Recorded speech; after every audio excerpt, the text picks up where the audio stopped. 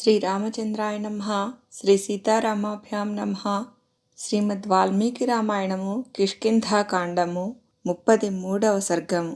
లక్ష్మణుడు కిష్కింధానగర శోభలను అంగదాదుల భవనములను తిలకించుచు సుగ్రీవుని ప్రాసాదమునకు చేరుట.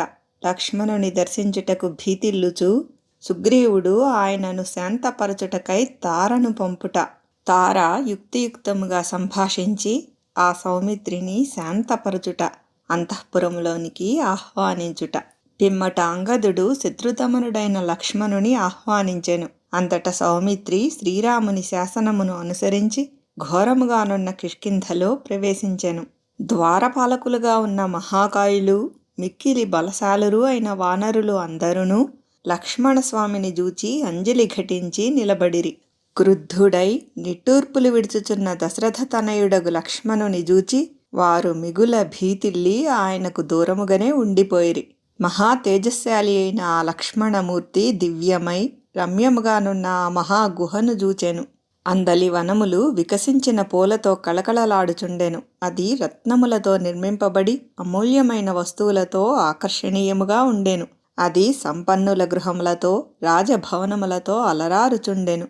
వీధులన్నీయును అమూల్యములగు వస్తువుల అంగాళ్లతో విలసిల్లుచుండెను. అన్ని కాలముల యందును పుష్పించి ఫలించెడి వృక్షములతో విరాజిల్లుచుండెను. అందలి వానరులు కామరూపులు, దేవతల గంధర్వుల అంశలతో పుట్టినవారు. వారు దివ్యములైన హారములను వస్త్రములను ధరించి దర్శనీయముగా ఉండిరి. ఆ నగరమునందలి రాజవీధులు ఎల్లప్పుడూ ఘుమఘుమలాడెడి చందన అగరు పద్మముల సువాసనలతోడను మిరాదేశమునకు చెందిన మధువులతోడను గుబాళించుచుండెను. అందు గిరుల నుండి ప్రవహించడి సెలయేళ్లు స్వచ్ఛముగానుండెను. అంగదుడు, మైందుడు, ద్వివిధుడు, గవయుడు, గవాక్షుడు, గజుడు, శరభుడు, విద్యున్మాలి, సంపాతి, సూర్యాక్షుడు, హనుమంతుడు, వీరబాహుడు, సుబాహుడు, నలుడు, కుముదుడు, సుషేణుడు, తారుడు, జాంబవంతుడు, దధివక్త్రుడు, నీలుడు, సుపాటలుడు, సునేత్రుడు మొదలగు మహాత్ములైన కపిప్రముఖుల యొక్క భవనములు రాజమార్గమునందు విలసిల్లుచుండెను. దృఢముగానున్న ఆ గృహముల అందచందములను లక్ష్మణుడు దర్శించెను. స్వచ్ఛముగానున్న మేఘముల వలె ఉప్పుచు దివ్యములగు మాలలతో అలంకరింపబడిన ఆ భవనములు ధనధాన్య సంపదలతో స్త్రీ రత్నములతో శోభిల్లుచున్నవి. వానరరాజైన సుగ్రీవుని మహాభవనము దేవేంద్రుని ప్రాసాదము వలె మిక్కిలి రమ్యముగా ఉండెను. దాని చుట్టూను గల ప్రాకారము తెల్లని కాంతులను విరజిమ్ముచుండెను. అది ఇతరులకు అలభ్యమైనది. ఆ భవనము యొక్క శిఖరములు కైలాస శిఖరముల వలె స్వచ్ఛములై తెల్లని కాంతులతో మెరయుచుండెను. ఆ భవన సమీపమున బాగుగా వికసించిన పుష్పములతో అందరికిని ఇష్టమగు ఫలములతో కూడిన వృక్షములు విరాజిల్లుచున్నవి. ఇవి మాత్రమే గాక అచట దివ్య పుష్పఫలములతో గూడి చల్లని నీడలనిచ్చుచున్న మహావృక్షములును గలవు. వాటిని ఇంద్రుడు ప్రసాదించెను. అవి నల్లని మేఘముల వలె రమ్యములై శోభిల్లుచుండెను. ఆ భవన సింహద్వారమును బలిష్ఠులైన వానరులు శస్త్రములను చేబూని రక్షించుచుండిరి. అది మేలిమి బంగారు తోరణములతో దివ్యములగు మాలలతో అలంకృతమై తళతళలాడుచుండెను. అట్లు రమ్యమైన సుగ్రీవుని గృహమున మిక్కిలి బలశాలి అయిన లక్ష్మణుడు మేఘముల మధ్య సూర్యుని వలె ప్రవేశించెను. ఆయనకు ఎవ్వరునూ అడ్డు చెప్పలేదు. ధర్మాత్ముడైన ఆ సౌమిత్రి పిక్కుమంది పరిజనులతో ఒప్పుచున్న 7 కక్ష్యలను దాటెను. పిమ్మట అతడు కట్టుదిట్టములతో సురక్షితముగానున్న ఒక పెద్ద అంతఃపురమును చూచెను. ఆ అంతఃపురమునందు అచ్చటచ్చట మిక్కిలి విలువైన ఆస్తరణములు పరచబడియుండెను. వాటిపై బంగారముతో వెండితో నిర్మింపబడిన తల్పములు, శ్రేష్టములైన పెక్కు ఆసనములు అమర్చబడియుండెను. అతడు అందు ప్రవేశించుచునే నిరంతరము కొనసాగుచున్న మధుర సంగీతమును వినెను. అది వీణా మొదలగు తంత్రీవాద్యములతోడను సమతాళ గతులతోడను అనగా త్రిశ్రమిశ్ర చతురస్రాది గతులతోడను మిళితమై ఉండెను. ఆ భవనమునందు చక్కని రూపములతో నిండు యవ్వనములతో ఆకర్షణీయములైన వివిధాకారముల గల పెక్కుమంది స్త్రీలు ఆయనకు కనబడిరి. వారు ఉత్తమ వంశములకు చెందినవారు. చిత్ర విచిత్రములైన మాలలను ధరించినవారు. పండ్లను విశిష్టములైన హారములను సమకూర్చుచున్నవారు. మేలైన ఆభరణములను ధరించినవారు. పిమ్మట లక్ష్మణుడు సుగ్రీవుని అనుచరులను గాంచెను. వారు అన్ని విధములుగా సంతృప్తులై ఉండిరి. ప్రభు సేవలలో సావధానులై ఉండిరి. శ్రేష్టములైన వస్త్రములను ఆభరణములను ధరించి ఉండిరి. పిమ్మట లక్ష్మణస్వామి కాలియందుల సవ్వడులను వడ్డాణముల గలగలలను విని లోపలకు వెళ్ళుటకు సంకోచించెను. ఆభరణముల ధ్వనులను కూడా విని మిగుల క్రుద్ధుడై దిక్కులు పిక్కటిల్లునట్లుగా ధనుష్టంకారమును గావించెను. మహాబాహు అయిన లక్ష్మణుడు ఉన్నతమైన రఘువంశజుల మర్యాదను పాటించుచు కొంచెము వెనుకకు తగ్గెను. శోకమున మునిగియున్న శ్రీరామునికై పరితపించుచు ఆ స్వామి ఒక ఏకాంత అనగా స్త్రీల సవ్వడి లేని స్థలమున నిలిచెను. ఆ ధనుష్టంకారమును వినినంతనే వానరరాజైన సుగ్రీవుడు అచటికి లక్ష్మణుడు వచ్చినట్లు గ్రహించి భయముతో తన ఉన్నతాసనము నుండి ఉలిక్కిపడి లేచెను. అంగదుడు ఇంతకు ముందే నాతో చెప్పిన రీతిగా సోదర ప్రేమ గల లక్ష్మణుడు వచ్చి ఉన్నాడనుట నిశ్చయము అని సుగ్రీవుడు తనలో తాననుకొనెను. అంగదుడు చెప్పినట్లు లక్ష్మణుడు వచ్చిన విషయము ఆ ధనుష్టంకారము వలన సుగ్రీవునకు ధ్రువపడెను. వెంటనే అతని ముఖము వెలవెలబోయెను. వానర ప్రభు అయిన సుగ్రీవుడు భయముతో మానసికముగా మిగుల ఆందోళన పడెను. అనంతరము అతడి కర్తవ్యమును గూర్చి తర్కించుకొని సుందరి అయిన తారతో ఇట్లు హితవచనములను పలికెను. ఓ సుందరి, శ్రీరాముని తమ్ముడైన లక్ష్మణుడు సహజముగా మృదు స్వభావము గలవాడు. ఇప్పుడు క్రుద్ధుడై ఇచ్చటికి వచ్చినాడు. అందులకు కారణము ఏమయ్యుండును? ఉత్తమురాలా, ఆ రాజకుమారునకు అకారణముగా కోపము రాదు గదా. అయితే ఆయనకు కోపము ఎందులకు వచ్చినట్లు ఆలోచింపుము. మనము ఆయన విషయమున ఏ కొంచెముగానైనను అపచారము చేసినట్లు నీకు అనిపించుచున్నదా? అయినచో ఆ దృష్టితో బాగుగా ఆలోచించి వెంటనే తెలుపుము. లేదా నీవే స్వయముగా అచటికి వెళ్ళి ఆయనతో మాట్లాడుము. నీ మృదువచనములతో ఆయనను ప్రసన్నునిగా చేసుకొనుము. ఆయన పవిత్రమైన మనస్సు గలవాడు కనుక నీ ముందు అతడు కోపపడడు. మహాత్ములు స్త్రీల పట్ల ఏమాత్రము కఠినముగా వ్యవహరింపరు సుమా.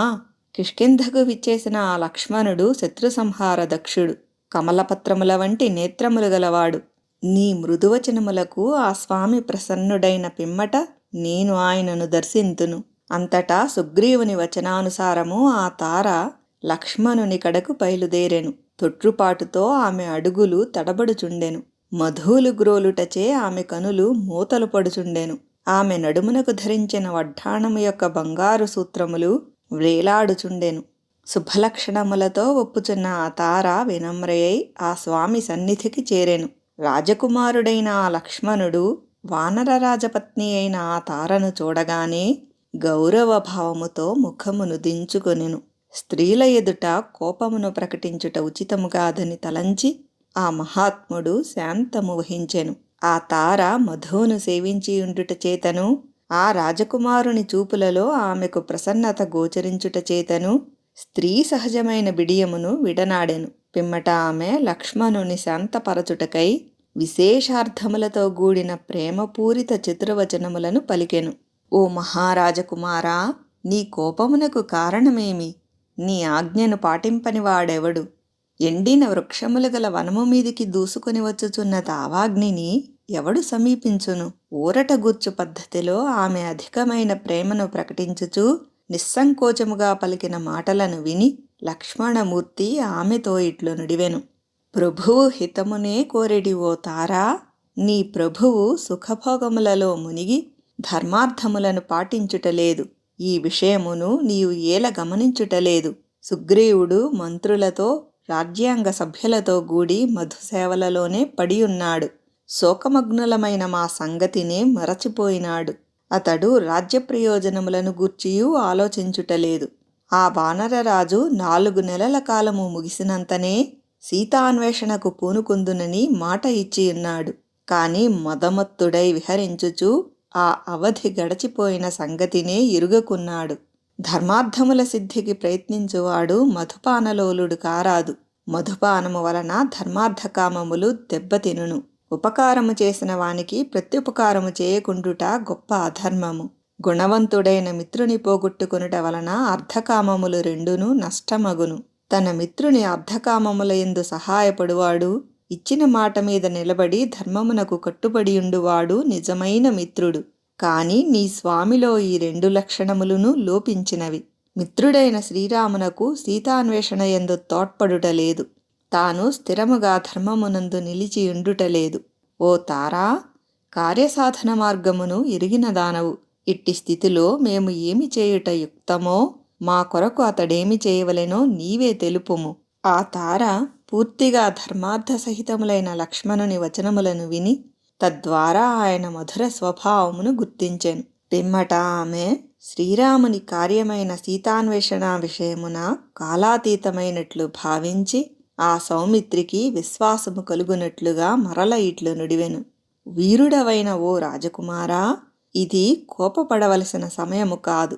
పైగా ఆత్మీయుల విషయమున కోపము ఏమాత్రమూ తగదు. మీ కార్యసాధన విషయము ఆయన మనస్సున మెదలుచునే ఉన్నది. ఆయన వలన ఏదైనా పొరపాటు జరిగియున్నచో దానిని నీవు ఓర్చుకొనుము. అందులకు క్షమింపుము. ఓ రాజపుత్రా, మిక్కిలి పరాక్రమశాలి బలహీనునిపై కోపపడి ప్రయోజనమేమి? పైగా నీవు ప్రయత్నశీలుడవు, శాంతమూర్తివి. అట్టి నీవంటివాడు కోపమునకు ఎట్లు వశమగును? స్వామీ, వానరవీరులకు ఆత్మీయుడైన శ్రీరామచంద్ర ప్రభువు యొక్క పరాక్రమమును నేను ఎరుగుదును. సీతాన్వేషణ కార్యమునకు విలంబము జరిగినదనియూ నాకు తెలియను. మీరు మాకు చేసిన మహోపకారమును కూడా నేను ఎరుగుదును. ఇప్పుడు వెంటనే సీతాన్వేషణ కార్యమునకు పూనుకొనవలసిన విషయమును కూడా నేను ఎరుగుదును. ఓ నరవరా, అధిగమింపరాని కామవికారముల యొక్క ప్రభావమును కూడా నేను ఎరుగుదును.